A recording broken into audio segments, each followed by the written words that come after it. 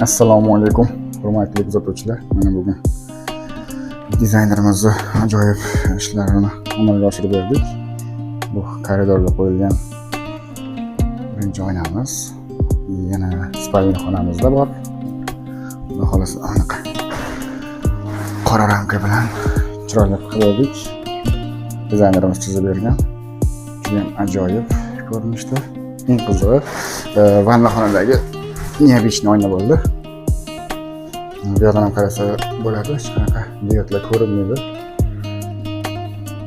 Vanna xonadagisi juda neobычный.